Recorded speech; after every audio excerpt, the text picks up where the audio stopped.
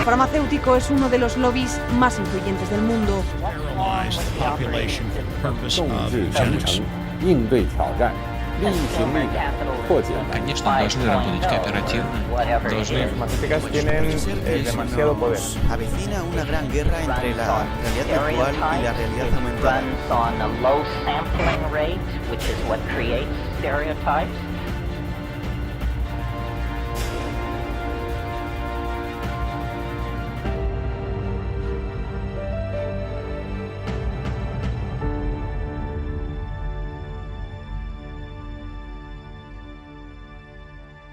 Nuevamente con ustedes con una nueva producción de Humo y Espejos. Y acá nos encontramos siempre.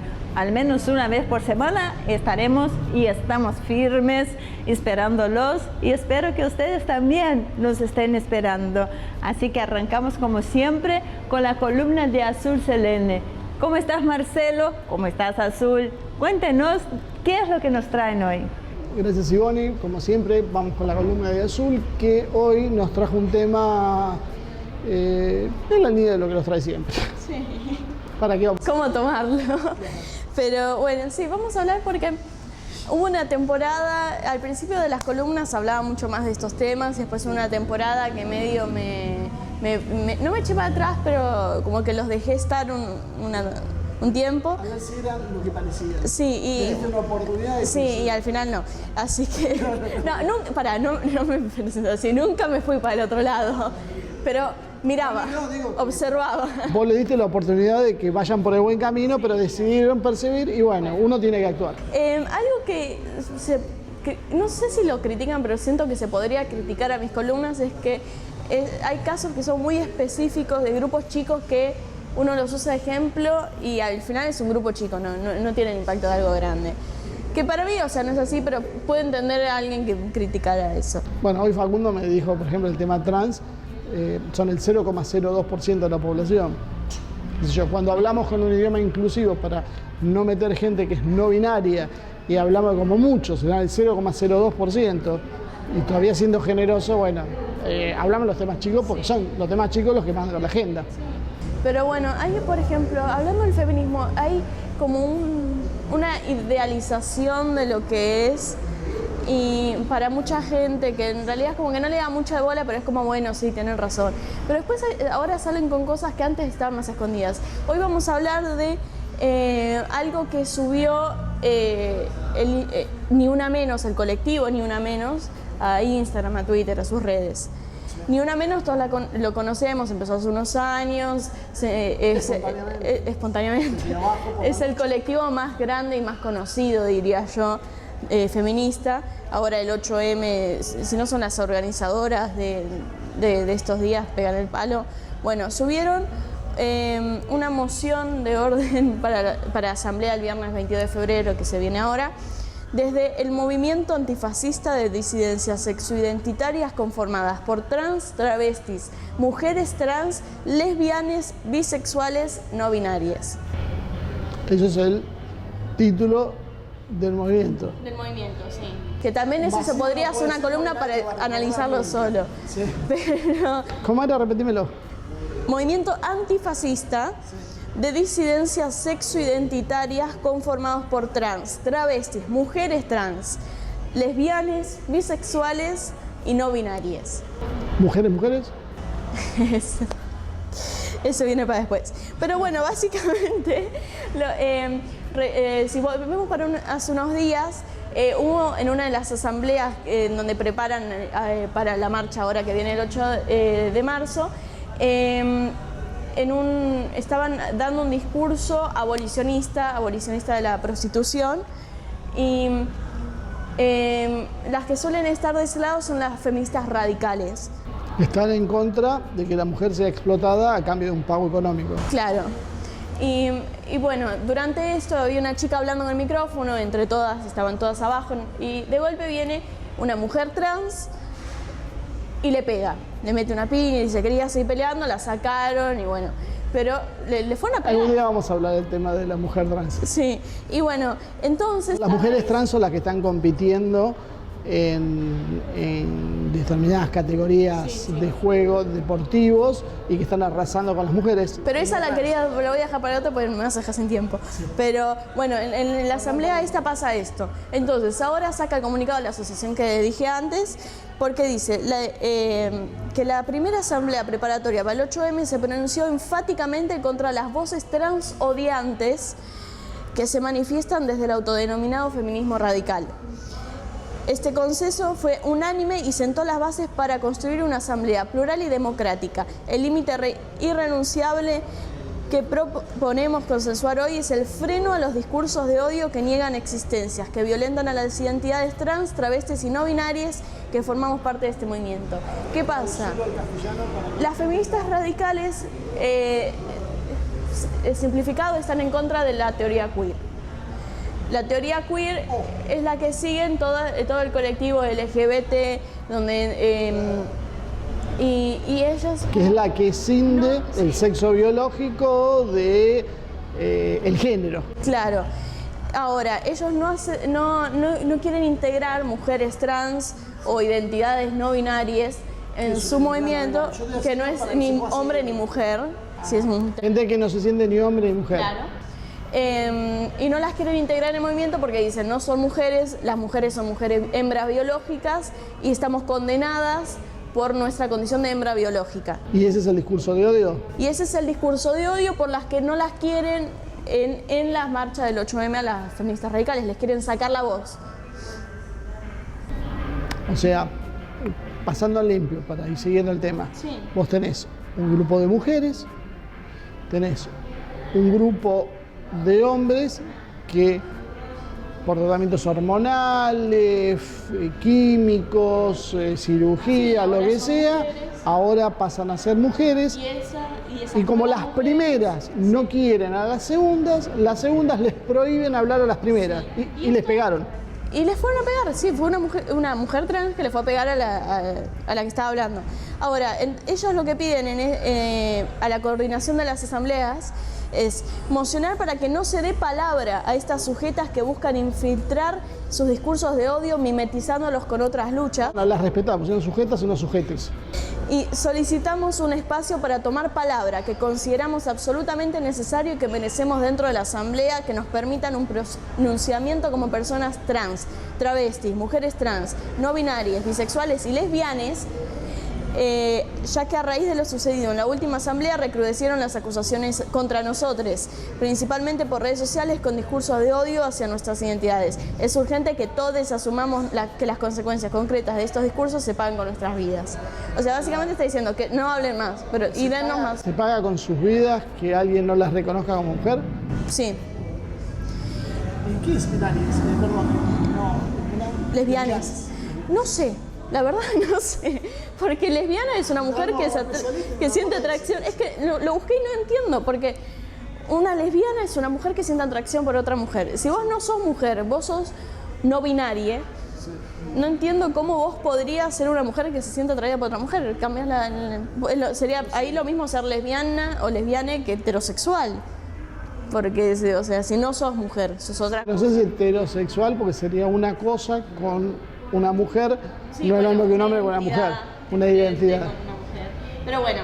Ahora, es serio, creen en esto, ¿no? O sea, esto que parece ridículo. Y esto lo subió el movimiento, tipo el colectivo más grande de feminista, así más conocido, a sus redes y tipo lo promueve. O sea, esto es una petición. El paro del 8M. Esto es por el paro del 8M, esto es una petición.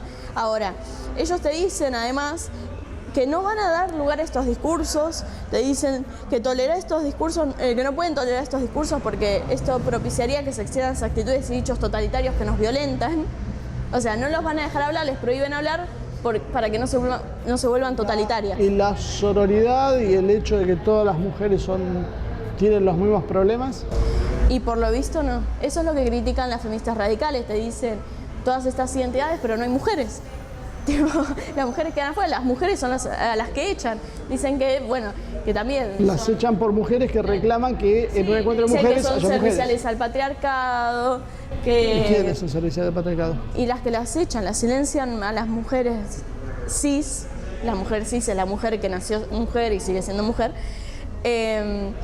es funcional al patriarcado, porque siguen siendo las mujeres, las hembras humanas, las que son silenciadas. Por hombres disfrazados de mujeres o algo así, ¿no? Lo plantean en esos Y términos. lo plantean así, por hombres que sí, quizás se visten de mujer. Además que también ellas te plantean que así perpetúan los estereotipos de género, porque una mujer no es usar pollera, no es tener pelo largo, es tener vulva. Ahora, la petición cierra con esto. Sabemos que existen diferencias en torno a la agenda electoral. No somos ingenuos. Las elecciones, ingenues, con una X, pero se lee con E. Cuando hay, esto es para que sepan, cuando hay una X en voz alta se lee con una E, de nada. Sí, sí, ya termino, ya me están haciendo. Las elecciones definen nuestra manera concreta en el mapa político nacional. La masividad de nuestro movimiento está fuera de cuestión. El 19 de febrero lo atestigua. Apostamos sobre esta base a construir una agenda feminista más allá y más acá de octubre. Por eso llamamos a redoblar el apoyo y a defender con contundencia las bases que construimos entre todos. Numéricamente, ¿cuántas son las que están excluidas ahora en nombre de la unidad? Es que el movimiento, el feminismo radical, y ahora digo eso y ya termino, es una minoría dentro del feminismo. ¿No? Tendría que buscar, voy a hacer una especialmente sobre eso porque me parece que es interesante, pero es un movimiento que está creciendo. Está cada vez más grande y te das cuenta que está creciendo porque un colectivo tan grande le da identidad, le da entidad. Tipo, les dicen, a estas no las queremos. O sea, ya las están empezando a frenar. Si fueran tan chiquitos, tan irrelevantes, no les darían bola. Seguirían con lo suyo, porque así funcionan estos niveles. Pero se ve que están creciendo, están empezando a presionar, entonces ya las están empezando a cortar.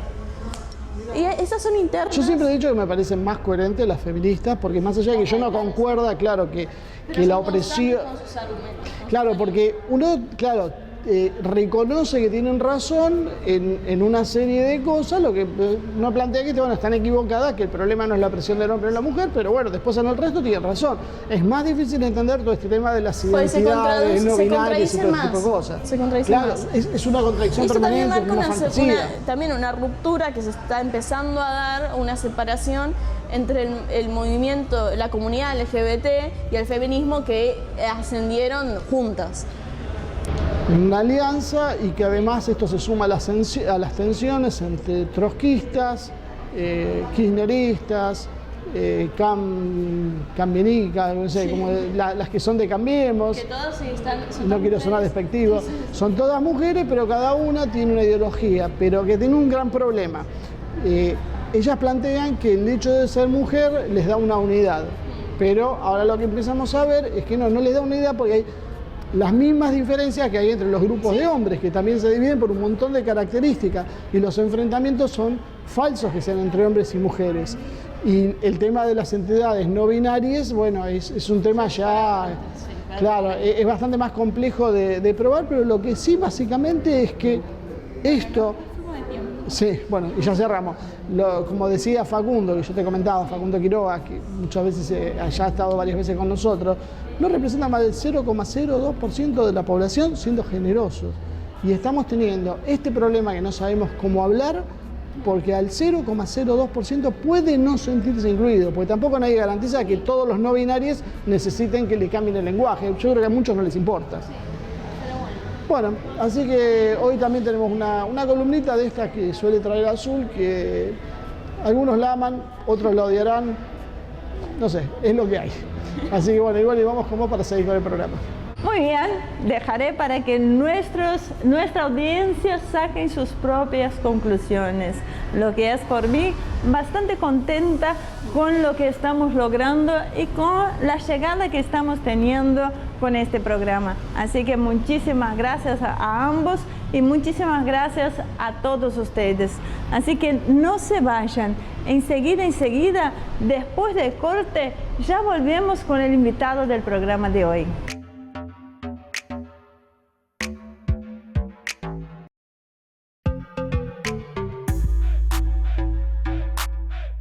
Muy bien, ya estamos acá en este segundo bloque, muy esperado por mí, porque tenemos un invitado muy especial, alguien que ustedes se recordarán que en los comienzos de Humo y Espejos nos estuvo acompañando, así que esperamos que sea un programón.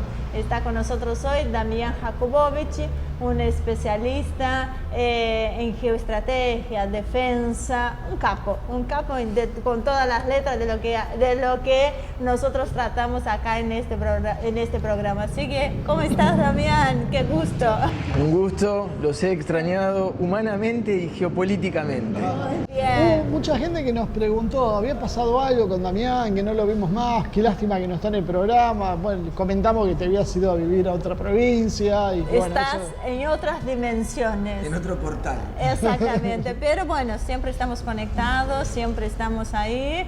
Y aprovechamos que, bueno, que vino a Buenos Aires para poder hablar un poquito de estos temas que nos gustan y que le damos un toquecito distinto a con la expectativa convencional. de tenerte de vuelta acá con nosotros, así que al pie del cañón. Inchalá, como dicen los musulmanes, ojalá que así sea. Bueno, entonces vamos a arrancar con lo nuestro, ¿no es cierto? Con lo que nos atrae, a lo que nos dedicamos, nos gusta y que podemos hacer un análisis más o menos realista de lo que está sucediendo en el mundo. Con algo bien simple. Vamos... Me da miedo ya. No. Es algo que parece raro porque como siempre tratamos de países o de continentes tan lejanos o de estructuras, pero como decimos siempre, todo está interconectado y tarde o temprano termina afectando nuestra propia política local, ¿no? Así que, ¿cómo cambia el mapa geopolítico a partir de la victoria de Rusia e Irán en Medio Oriente? Sí, primero decir que es muy cierto eso de que, y yo veo la necesidad de empezar a fomentar esto de no encerrarse solamente en la política nacional, cualquiera sea el país, y empezar a ver estas interconexiones, porque uno tiene la posibilidad de ver experiencias que ya suceden en otros países para ver cómo puede repercutir en el país de cada uno. En el caso de Medio Oriente yo creo que se da una situación muy especial, ¿sí? Porque de alguna manera el retiro ya formal de Estados Unidos, quedan ahí algunas tropas más, tropas menos, pero ya creo que es indiscutible de que hoy en día Medio Oriente pasa a pertenecer, digamos, por decirlo de alguna manera, como vos decís, a Irán y a Rusia. Y también recordemos que del lado de Irán no es para menos destacar que lo hace con un bloqueo a cuestas, ¿sí? Entonces, hacerse dueño de Medio Oriente con un bloqueo a cuestas, uno siempre lo hace llevar a preguntarse qué es lo que hubiese pasado, ¿no? Con un Irán con las manos libres como la tienen varios países. El tema del bloqueo sonó tan fuerte porque es verdad que hoy estamos viviendo un mundo de bloqueos. O sea, creo que cuando Estados Unidos no puede con las guerras convencionales, se intenta con los bloqueos y empezamos a las otras guerras irrestritas, como podemos llamar, ¿no? Hay una paradoja muy interesante que yo digo siempre, que Estados Unidos tiene una política extranjera bastante particular que con el tema de los bloqueos, ¿no? Que para poder, entre comillas, salvar a las poblaciones, las estruja y las asfixia económicamente, ¿no? Entonces es como que las matás un poquito más para salvarlas. Entonces el tema de los bloqueos es como muy inhumano, porque en nombre de querer abanderar la defensa de, por ejemplo, el pueblo iraní, el pueblo cubano, tendremos que hablar ahora del pueblo venezolano, habrá que ver qué sucede con eso. La consigna es: vamos a asfixiar al pueblo, porque finalmente cuando hay bloqueos las dirigencias no las sufren, los que sufren siempre son los pueblos. Y que nosotros. Exactamente. Ya que se metieron en el tema del bloqueo, perdón, yo tengo esta característica, no te cambio el eje de lo que venimos. No perdón. Ya estamos todos acostumbrados. Decía que el bloqueo hoy sigue siendo una herramienta válida para Estados Unidos, porque cuando Estados Unidos era una potencia hegemónica, así, todo el mundo se plegaba al bloqueo y la pasabas muy mal. Pero hoy ya no está pasando eso. O sea, tiene realmente el poder que tiene porque bloquea a Irán e Irán, así todo, consigue aumentar su predominio en la región. Sí, Yo creo que efectivamente, digamos que la pluripolarización del mundo es como que ha desestabilizado un poquito el tema de los bloqueos. Yo creo que de todas maneras, hoy en día, por ejemplo, en el caso de Irán, el bloqueo económico que sufre, yo creo que sí afecta de alguna manera el bolsillo, digamos, de... Sí, yo no digo que no afecta, pero es suficiente no es para decisivo. Yo creo que no es decisivo hoy en día para quebrar un gobierno como sí lo era, como vos decís, en años anteriores. Claro. Y ahora te vuelvo nuevamente a encajar, volvemos al Medio Oriente, porque hay un personaje ahí que entre sus idas y venidas, va y vienes, no se termina bien de calar lo que está haciendo su política, ¿no? O sea, ¿cómo va a jugar Turquía con Erdogan? Turquía, yo creo que estamos hablando del regreso de un titán de la geopolítica. Hoy en día Turquía con Erdogan a la cabeza se ha vuelto como un elemento ineluctable de la geopolítica internacional. ¿Sí? Hoy en día, si querés hablar de Rusia, tenés que hablar de Turquía. Si querés hablar de la Unión Europea, tenés que hablar de Turquía, porque Turquía maneja de alguna manera el grifo migratorio hacia la Unión Europea. En el momento en que estuvieron distanciados o que no hubo acuerdo entre Turquía y la Unión Europea, Turquía abrió el grifo de migrantes y fue una catástrofe migratoria. Turquía, recordemos también que finalizó el proyecto del gasoducto, ¿sí? Que a partir de ahora va a abastecer también como parte del gas que viene de Rusia hacia Europa. También está en la región, ¿sí? Tiene mucho peso ahora en el diálogo que está viendo, ¿sí? Digamos, situándose como mediador en el conflicto ruso-ucraniano. Tuvo mucha participación en todo lo que es de Bosnia, con la creación de un Estado, digamos, proislámico. También tiene mucho peso en el tema de Chipre, de Macedonia, digamos. Se ha transformado en un actor fundamental en la geopolítica internacional. Y en el caso de Medio Oriente, ¿sí? Yo creo que cuando se disparan las primaveras árabes, ¿sí? Y yo creo que la mayoría de los analistas dábamos por muerto al régimen de Bashar al-Assad, me incluyo en ese error, ¿sí? De pronóstico geopolítico. Aprendí mucho de ese error. Yo creo que Turquía ahí cometió un error también de darlo por muerto a Bashar al-Assad, ¿sí? Y empezar a planear el post-Bashar al-Assad. Y ahí fue cuando Turquía, digamos, se empieza a distanciar un poco, se empieza a pelear con todo el mundo, ¿sí? Empieza a pelearse con Rusia, porque se sabía que Rusia siempre lo defendió Bashar al-Assad. Se empieza a pelear también con Occidente, porque en su estrategia empieza de alguna manera a permitir y a alimentar armamentísticamente a Daesh, ¿sí? Se empieza a pelear con todo el mundo. Y justamente ahora que estamos hablando de un resurgimiento de Turquía, tiene que ver con saber, ¿sí? Algo que tal vez Occidente no ha aprendido, esto de darse cuenta que uno comete un error y decir, me equivoqué, ¿sí? Hoy en día está claro que la estrategia de Turquía en Medio Oriente es contar con Bashar al-Assad y empezar a construir de eso. Yo creo que gran parte de este resurgimiento de Turquía en Medio Oriente tiene que ver con este cambio de rumbo que ha hecho. Ahora lo que sí es claro, ¿sí? Esto es lo que uno tiene que entender, y yo creo que la gran apuesta de Turquía en Medio Oriente es empezar a poner tropas en Siria para tener controlados, ¿sí? Su gran pesadilla geopolítica turca, que es el tema de los kurdos. Entonces, Turquía quiere poner tropas militares, quiere intervenir militarmente en Siria para tener controlado el tema de los kurdos, porque si hay algo que digamos que tiene muy asustado a Turquía, es esto del rol que han tenido los kurdos en la contención de Daesh, y ver cómo peligrosamente se van acercando poquito a poco a ese gran sueño de tener un Kurdistán propio. Ahora, ¿vos pensás que Turquía tiene llevan los genes el Imperio Otomano? ¿Tiene realmente con qué volver a reverdecer eso? Y por otro lado, ¿cómo se entiende esta posición de Turquía siendo el segundo ejército de la OTAN? ¿Siendo el segundo? Ejército de la OTAN. por lo menos numéricamente. Es muy importante lo que vos acabás de decir porque no lo mencionamos, ¿sí? Entre otros factores de gran poder que tiene Turquía, ¿sí? Que está hablando con Rusia, dialoga con China, lo hace con Irán, ¿sí? Y que además de todo eso pertenece a la OTAN, ¿sí? Quiere decir que tiene formalmente un peso puesto ahí en Occidente, lo cual le da todavía más un estatus de ineluctable.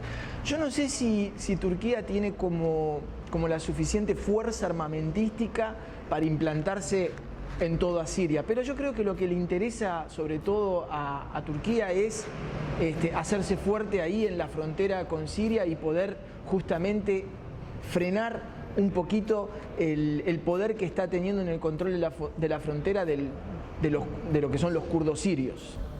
¿Y vos pensás que la compra de los S-400 que Estados Unidos viene advirtiendo una y otra vez que no lo tiene que hacer, eso puede precipitar una salida de la OTAN? O sea, ¿cómo se puede convivir en la OTAN con una amistad con el principal enemigo? Porque la OTAN está diseñada para terminar con Rusia. Yo creo que, yo el otro día me preguntaba eso, ¿no? Y no le veo ningún interés a Turquía a salir de la OTAN. ¿Para qué vas a salir, ¿sí? de pertenecer a tener todos los beneficios de carreteras, etcétera, etcétera, y pertenecer y que, digamos, uno sabe perfectamente que la OTAN necesita a Turquía porque lo tiene ahí en una zona estratégica fundamental, es casi, es su brazo casi que más se acerca a todo lo que es la región de Medio Oriente. Entonces yo creo que lo que hace Turquía es eso, ¿no? Saber de que puede tener ese margen de maniobra, ¿sí? De poder de alguna manera ponerle los pelos de punta a Occidente con unas maniobras de acercamiento con todo lo que es el eje ruso, sabiendo que Occidente nunca le va a pedir a Turquía que se vaya. Lo que sí creo que es importante de hacer notar es que el sueño europeo de ver a Turquía anexada a todo lo que es la Unión Europea, eso ya ha quedado por ahora, digamos, en los próximos 10, 20 años, en el olvido total. ¿Meto un bocadito? Bueno, hablando de... Si hablas de Turquía. No iba a hablar de Turquía, iba a hablar de Rusia. Después volvés con el tema de Turquía. Porque demostró hoy Rusia contar con armas tecnológicamente por encima de Estados Unidos. Esta es la primera pregunta. ¿Y cuál es la referencia hoy? La referencia rusa y cómo está China en este punto. Porque en el programa anterior hablamos con Guillermo Moreno, que es un personaje político muy importante en Argentina, y había una diferencia ahí con respecto al desarrollo de defensa de China respecto a Estados Unidos, ¿no? En este caso. Él veía una distancia que por ahí nosotros no vemos. Sí, yo también veo como una distancia, o sea, de lo que oficialmente se maneja, porque también hay que tener en cuenta de que en todo lo que es la industria armamentística hay algunos que inflan demasiado lo que tienen, ¿no? Para poder ampliar el poder de disuasión, y hay otros que actúan escondiendo lo que tienen y jugando al misterio. Mi opinión personal, sí, es que todavía existe una distancia armamentística bastante importante, todavía hay una brecha entre lo que es el poderío estadounidense y el poderío chino. ¿Por qué digo eso? Más allá de que el presupuesto estadounidense declarado militar sea mucho más importante que el chino, yo también lo llevo por la cantidad de años en la que está Estados Unidos aventajando en ese sentido a China. Pero eso no quita de que China ha hecho grandes demostraciones en los últimos años diciendo, miren, cuáles son los mayores logros que ustedes tienen, ¿sí? Y los van como mostrando que están a su alcance. Respecto a lo de Rusia, ¿sí? Es verdad que Rusia ha hecho algunas demostraciones a nivel balísticas, diciendo que, llegado el caso, los famosos escudos antimisiles que tiene Estados Unidos no servirían de absolutamente nada. Pero yo creo que también esta pregunta que haces vos, Ivonne, conlleva a a la pregunta que charlábamos detrás de cámara con Marcelo, ¿armas?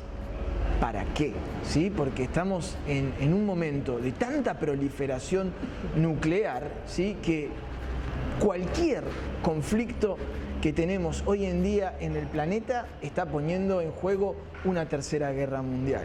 Y la pregunta es, la gran pregunta que yo creo es, ¿qué es lo que podría sobrevivir del planeta a una tercera guerra mundial?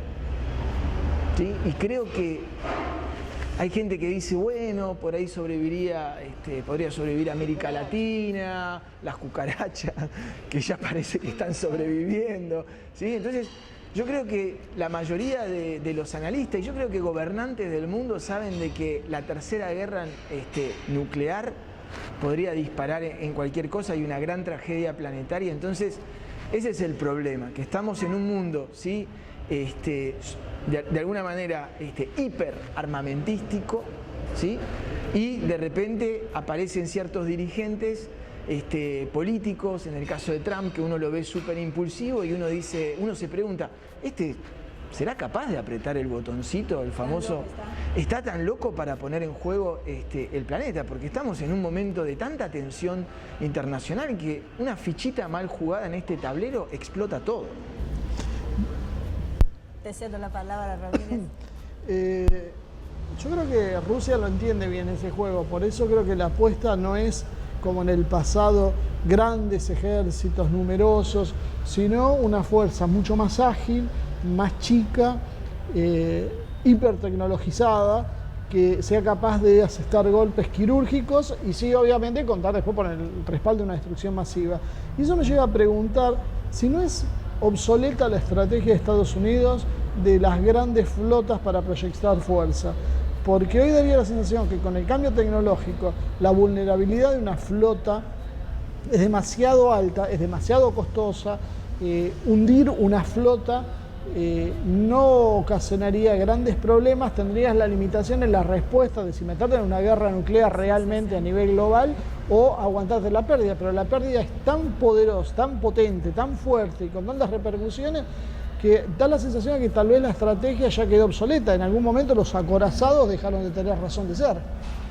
Yo creo que es muy cierto, porque si a mí me preguntaran, ¿sí?, a dónde un país que quiere invertir, ¿sí?, militarmente, en qué sector conviene hoy en día, yo creo que es algo que han entendido muy bien Rusia y China, que es invertir, ¿sí?, en todo lo que es el ciberespacio, ¿sí? No es casual y no es un detalle anodino que recientemente Donald Trump oficializó la era de las Fuerzas Armadas Espaciales, ¿sí? O sea, no quiere decir que hay hombrecitos, y Rusia hace tiempo que viene diciendo esto. China ha hecho demostraciones de su poderío de destrucción de satélites en el 2007. Imagínense, hace 12 años atrás, cuánto ha evolucionado, ¿sí? Pero sí, lo que bien se sabe hoy en día es que todo lo que es a nivel estratégico militar se está manejando del espacio, ¿sí? Desde ya, por solo decir Internet, hoy en día la mejor manera de hacerle daño a un país, digamos, es afectando todo lo que es el sistema de Internet. Entonces sí parecería obsoleto, ¿sí?, el tema de todo lo que es el desarrollo de portaaviones. Y sí, también me parece como importante decir que hoy en día creo que el tema de los ciberataques, ¿sí?, y el tema de todo lo que es las escuchas satelitales, es ahí donde la mayoría de los países deciden cada vez más invertir mucho más dinero e ir dejando de lado formas de combate tradicionales que hoy en día, como acabamos de decir, está como bloqueado los enfrentamientos directos entre potencias. Claro. Eso para atacar a países menores. Exactamente. Ya me están haciendo señas. Yo no puedo creer que ya se nos volaron 20 minutos de charla y apenas arrancamos. Así que lamentablemente los tengo que llevar a un corte. Así que no se vayan. Enseguida regresamos porque hay muchísimo más por hablar. Ya volvemos.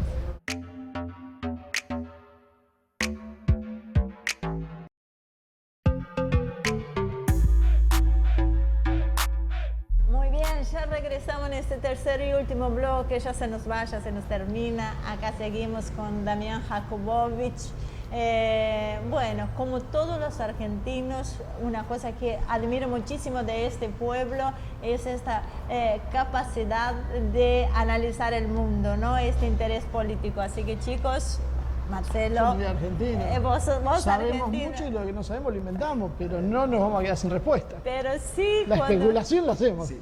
Pero sí, cuando yo llegué a la Argentina, lo que uno conoce el pueblo, ¿no? Esta charla de café, siempre para el brasileño es Yo algo no sé muy si ofenderme o novedoso. no, porque ahora me hiciste acordar que nos han tildado de programa humorista. Ah, no. La Tribuna de España ha dicho que ha sido un error, que alguien en alguna mano negra pasó por ahí y le dio una falsa información de nosotros. Porque no sabemos si es por los chistes o porque la verdad da risa lo que decimos. Así que somos humo y espejos, análisis geopolítico y fenómenos sociales de análisis no convencionales. Eso somos nosotros. Tal vez se confunden porque los tratamos de hacer a veces un poco descontracturados. Pero Para que la gente común se anime a estas cosas. no deja de ser un programa con toda la seriedad que se merece, con invitados con esta calidad. Así que volviendo al tema, habiéndonos tirado un poco de flores, me hizo acordar el tema de las guerras que vos decías, que el mundo no soportaría una tercera guerra mundial. Me hace acordar los dichos del Papa Francisco, que decía que en realidad estamos viviendo una tercera guerra mundial por partes. Pequeños conflictos que no son tan pequeños, pero muy puntuales, muy regionales, una presión psicológica tremenda como para destruir a los pueblos, dividir a los pueblos, destruir a los estados. Thierry Meyssan ella habla de la doctrina Rumsfeld-Zebrowski, ¿sí? Que se desplaza del Medio Oriente hacia América Central y el Caribe.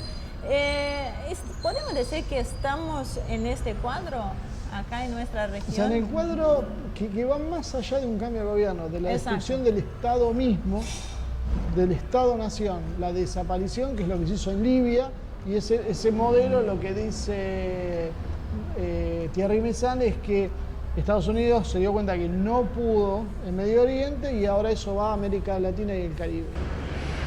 Sí, yo creo que... América Central y el Caribe. América Central y el Caribe. Sí, yo creo que la gran pregunta es ¿por qué recién ahora? ¿Sí? Recién ahora, perdón que te corte al Vamos a hacer una superanalista. pregunta y respondemos también. Recién ahora porque estas cosas se están cociendo hace 8 años atrás, 10 años atrás. En el caso esto puntual es una teoría que tiene 20 años. Claro, recién Hace ahora estamos 8 bien. años tardaron en preparar la situación de Siria. De Siria, con Obama. Entonces, muchas veces lo que estamos viendo ahora no es algo que se le ocurrió a alguien puntual. Uno pareciera un poco conspiranoico al hablar de estas cosas, ¿no? Pero son cuestiones que vienen hablando a mediano, largo plazo, hacia atrás, que es lo que estamos viviendo al día de hoy. Y ahora sí. No, yo creo que hay un tema muy especial que se produce un cambio bastante importante, yo no diría que radical en todo lo que es la geopolítica militar estadounidense, pero sí, que lo habíamos mencionado en otros programas, es el tema de que a nivel de hidrocarburos, ¿sí? La situación estadounidense ha cambiado muchísimo en los últimos 10 años, ¿sí? Es un país que, si todo sigue como está ahora, va camino a la autonomía energética. Recientemente, en los últimos años, Estados Unidos ha exportado, ¿sí? Ha hecho las primeras exportaciones de petróleo, algo que no existía desde hacía décadas. Esto ha hecho de que Medio Oriente, ¿sí? Pase de ser algo vital a algo importantísimo, pero ya no vital. Y creo que también ahora uno se da cuenta de que poquito a poco, ¿sí? Ciertos recursos naturales que en América Latina abundan, ¿sí? Empiezan a tener mucho más peso. Por ejemplo, siempre hablamos del oro azul, ¿sí? El agua potable. Ya, ¿cuánto falta para que un barril de agua potable valga más que un barril de petróleo? Sí. Muy poquito, ¿sí? Lo mismo que el tema de los recursos energéticos. Entonces yo pienso que se produjo una especie de liberación, ¿sí? de lo que son las prioridades en materia de hidrocarburos de Estados Unidos, que le ha permitido justamente a partir de hace 10, 15 años empezar a mirar nuevamente la región y empezar a ver todas las riquezas, ¿sí?, que empiezan ahora a tener mucho más valor y mucho más relevancia en un planeta que sufre las consecuencias del calentamiento global. Podemos hacer un programa a ver si el calentamiento global existe como tal o no. Eso queda pendiente. Y si existe, ¿cuál es la causa? Y si existe, ¿cuál es la causa?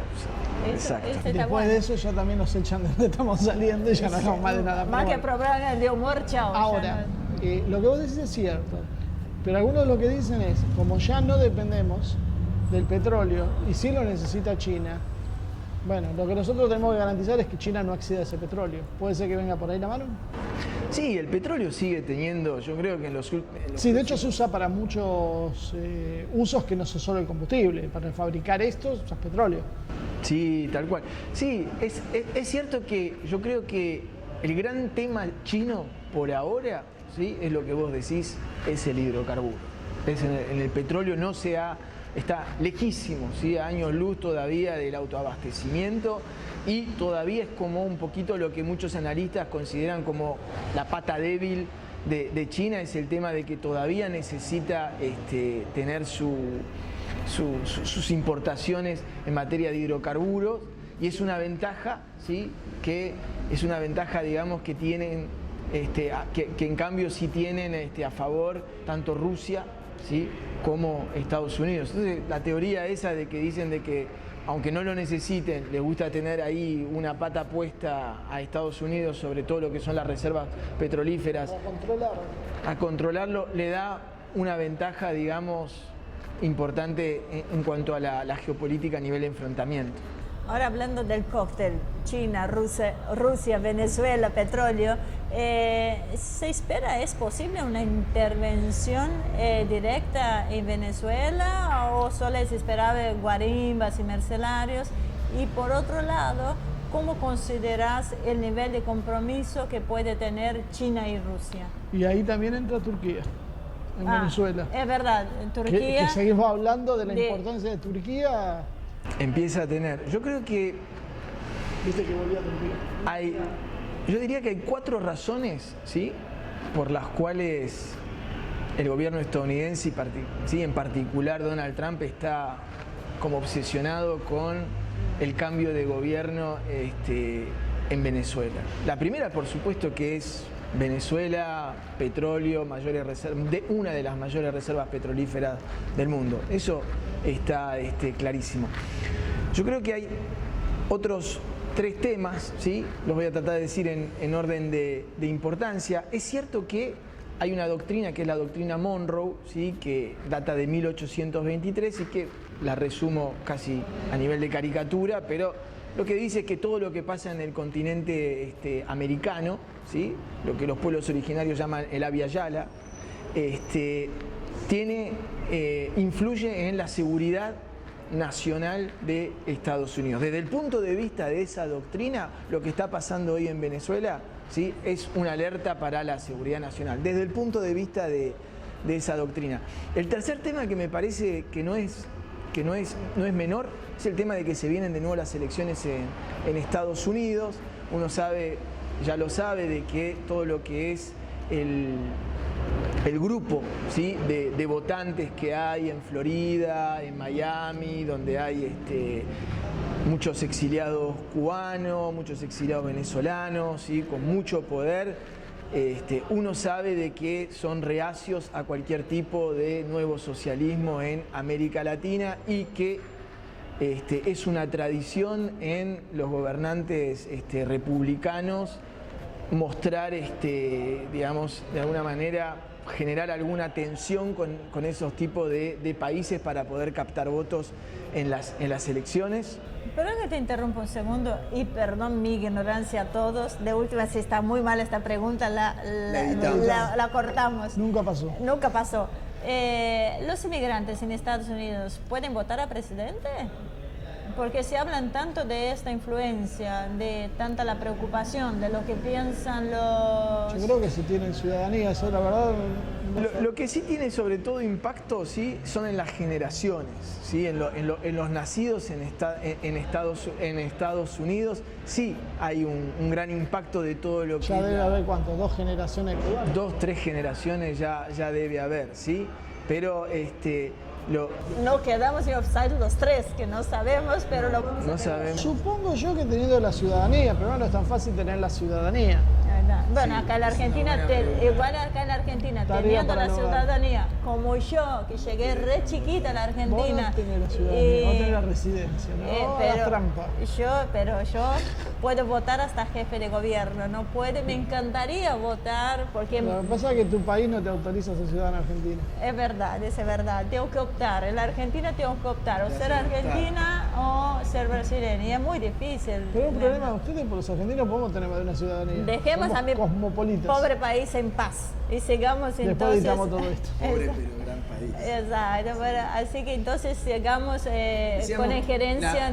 Sí, que una de las principales razones que uno veía también es esto de Trump hacerle un guiño de ojo frente a las elecciones que se vienen, a todo lo que se llama el grupo de Florida. Después, en cuanto a las posibilidades de intervención militar, que uno lo hablaba ahí con Marcelo también, hablamos mucho antes del programa, demasiado, habría que grabarlo y editarlo. Uno le ve más contras que pro, ¿sí?, a que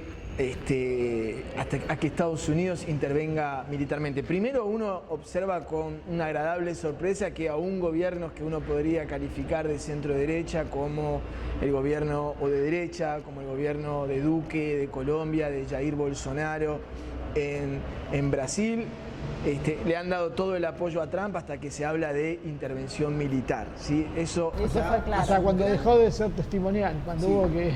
Exactamente, eso es un gran avance. Después, y tampoco uno sabe perfectamente que una intervención militar de Estados Unidos en Venezuela no ocurriría, no son como ocurre en Panamá, con todo el amor que uno tiene al pueblo panameño, pero uno imagina que Venezuela está, no sé si preparada para poder ganarle a Estados Unidos, pero preparada para poder resistir, ¿sí?, un tiempo X, no se sabe cuánto, 1 semana, 2 semanas, 1 año o 2 años, pero lo que uno sí sabe es que eso sería un baño de sangre en Venezuela. Eso significaría, si hoy en día de Venezuela ponen el grito en el cielo porque se están yendo 2-3 millones de habitantes, uno sabría que sería un flujo migratorio que ni Brasil ni Colombia están dispuestos a tolerar.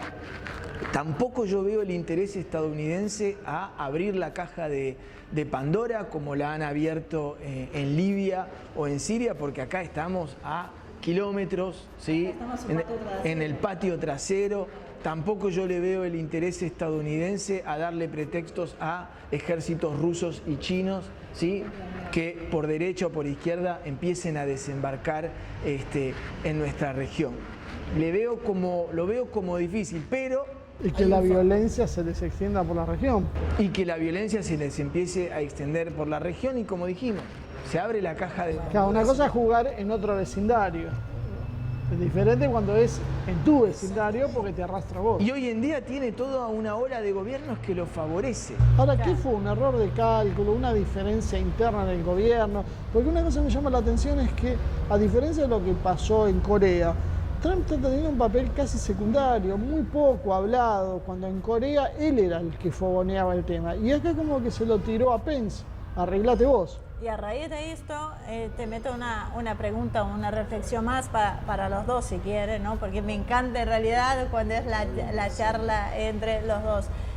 Así como Jair Bolsonaro, el presidente de Brasil, dio marcha atrás cuando tuvo que hacer efectivo, o sea, avalar la invasión real a Venezuela, ¿Trump tiene alguna posibilidad de salir airoso de esta negociación? ¿Cómo él da marcha atrás ahora? ¿Cómo deshace caminando? Bueno, todo. Empezamos primero contestando a qué obedece esto.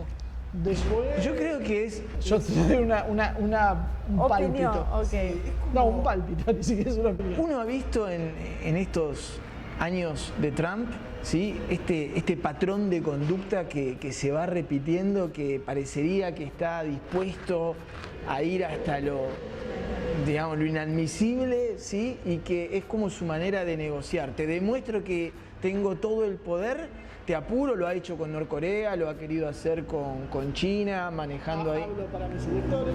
Sí, hablo sobre todo para mis electores y después mi gobierno, digamos, mis asesores se las tienen que arreglar para deshacer, ¿sí? Tratar de contradecirme sin contradecirme, ¿sí? Entonces yo creo que en este caso a Trump no le costaría para nada dar marcha atrás. Lo ha hecho con Norcorea, recordémoslo, con Corea del Norte. Parecía que estaba a punto de invadirlo, a punto de dispararle un misil nuclear y hoy, en estos días, se están reuniendo, dándose la mano. ¿No paga un costo político internamente? ¿A vistas de las próximas elecciones? Habría que ver, ¿sí? Es una gran pregunta que uno se hace, pero yo creo que agitar mediáticamente a Trump lo favorece y sobre todo, ¿sí? Lo distrae porque distrae a la opinión pública. Recordemos que Trump tiene muchísimos líos a nivel de política interna con ese impeachment que está ahí sobrevolando cual espada de Damocles con el tema de la trama rusa. Sí. Yo más o menos pienso lo mismo que él. O sea, tanto lío para decir que pensar lo mismo. Ahora dame tu parte. Yo pensé que iba a decir algo distinto. Ahora lo contrario. Ahora decir lo contrario. Debatí. Claro, ¿sabes lo que yo creo que pasa con Trump? Por eso digo que es lo que él decía. Trump amaga y después no hace. Habla a su mercado, que es lo que realmente le interesa a los... Porque la fuente de poder de él viene de su votante. Entonces necesita hablarle a sus votantes. Entonces, simple. Demuestro que yo soy el sheriff y después hago lo que hizo en Corea o en Siria. Los apretamos tanto que tuvieron que sentarse y negociar como nosotros queríamos. El norteamericano medio, que difícilmente sabe ubicar en el mapa donde queda Venezuela, se cree que sí, claro, los apretamos y ahora vinieron y negociaron con lo que nosotros queríamos. Qué gran presidente tenemos. Creo que el juego es ese. Limita un poco qué es lo que pueda llegar a ser la prensa que es opositora. Pero básicamente, si hoy pensamos que la gente cada vez descree más de la prensa y se mueve mucho por redes y portales alternativos, yo creo que tiene un aire para poder salir. Obviamente son presunciones, sí que el costo es enorme de entrar. Los riesgos que corre son muchísimos, es muy difícil la salida y si Vietnam, que era un país muchísimo más pobre y con la época de oro de Estados Unidos, donde era casi la mitad del PBI mundial, consiguió resistir lo suficiente para que Estados Unidos se tenga que retirar, toda la sensación que Venezuela no está muy lejos de eso. Hay algunas cosas en contra, la distancia con sus fuentes de abastecimiento sería Rusia o China, pero en realidad una cosa es la resistencia y otra cosa diferente es una ofensiva. O sea, ellos hace por lo menos una década y media que se están preparando para una invasión. O sea, tienen que tener muy claro y creo que tienen adoptado el modelo cubano, ¿no? De dejarlos, bueno, entren y después aguanten. Como dijo Moreno, pueden entrar, pero no pueden quedarse. En eso me quedó porque esa es la estrategia. No te puedo frenar para que entres, pero sí puedo hacerte la vida imposible para que no te quedes. Y yo creo también que hay otro tema respecto al electorado. La política exterior, ¿sí? De Estados Unidos son muy pocas las veces que ha influenciado en una campaña presidencial. Y hoy en día la política interna, sobre todo a nivel económico, ¿sí? Hay que reconocerle a Trump, no ha hecho las cosas mal. Después la otra pregunta que también nos faltó mencionar en este análisis es, suponiendo una intervención militar estadounidense, ¿qué harán Rusia y China?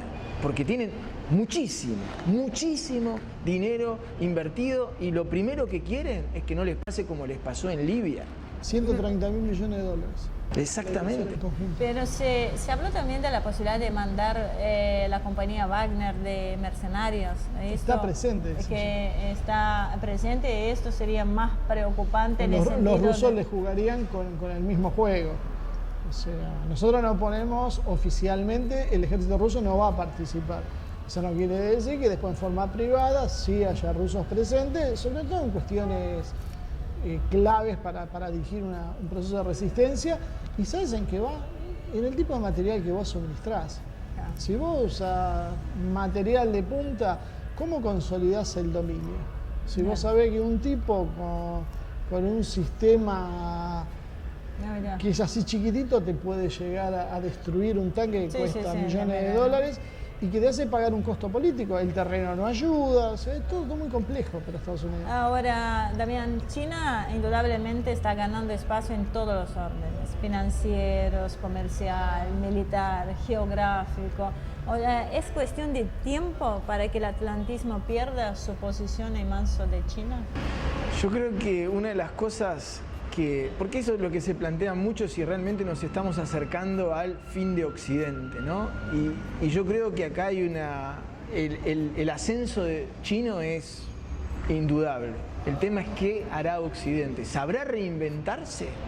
¿Sí? Si Occidente no se reinventa, ¿sí? Si no se da cuenta que su pretensión de globalizar sus valores y sus derechos humanos, ¿sí? Que hoy en día le está jugando en contra. Si Occidente no se reinventa, yo creo que la supremacía china va a ser... ¿Pero eso no era un poco la política de Trump? Yo creo me meto, cada uno arréglese en lo suyo, me retraigo.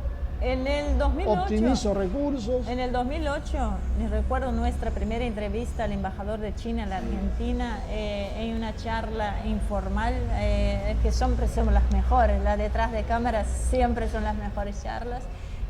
Decía, Occidente está en un proceso de decadencia tal que nos tenemos que sentar y esperar.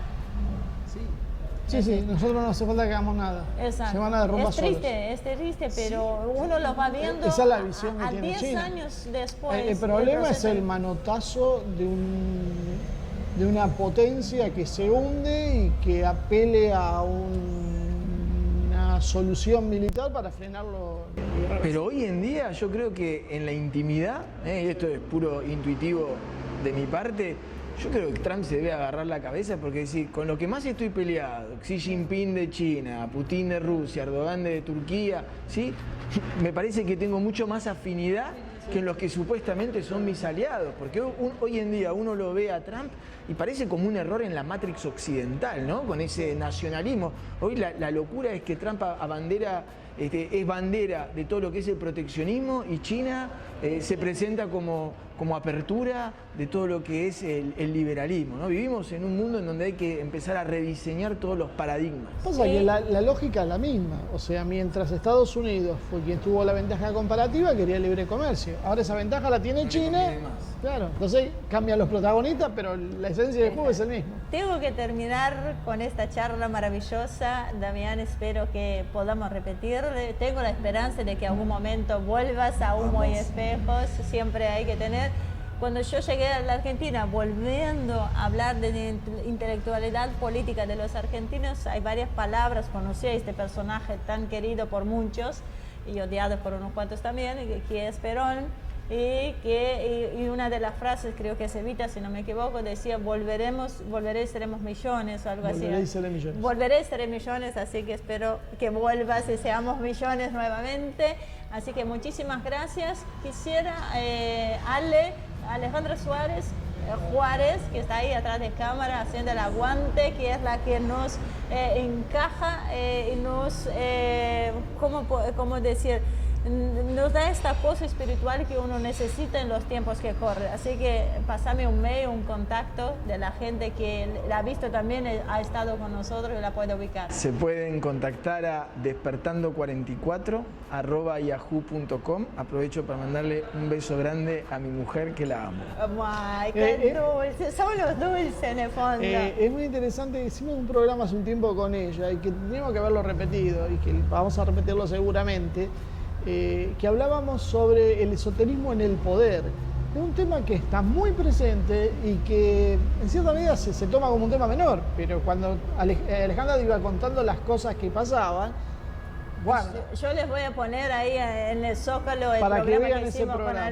con ¿Vieron la asunción de López Obrador en México con todos los chamanes mexicanos haciendo los sahumos, todos los rituales esotéricos ancestrales? Muy fuerte fue eso. Al que le interesa ese tema, vean el programa ese que estamos mencionando, que le vamos a dejar el link abajo. Y ahí van a ver de qué estamos hablando y después, bueno, con Ale vamos a tratar de hacer Así que la nuevamente... próxima charla que nos traiga Ale. Así que muchísimas gracias, Damián, un gustazo tenerte con nosotros. Muchas gracias a ustedes. Bueno, Marce, con vos nos vemos además de todos los días, la semana que viene acá, firmes.